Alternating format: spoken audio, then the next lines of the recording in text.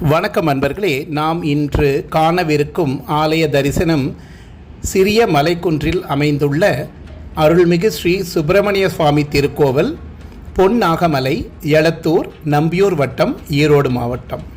நெஞ்சில் ஒரு கால் நினைக்கின் இருகாலும் தோன்றும் முருகா என்று ஓதுவார் முன் அமைதியும் பசுமையும் சூழ்ந்த எளத்தூர் கிராமத்தில் அமைந்துள்ள பொன்னாகமலை மலைக்குன்றின் உச்சியில் சுமார் 400 ஆண்டுகளுக்கு மேலாக தனித்து நின்றிருக்கும் எனையாளும் ஆண்டவன் எம்பெருமான் முருகனை தரிசிக்க நாம் 768 படிகளை கடந்து சென்றாக வேண்டும்.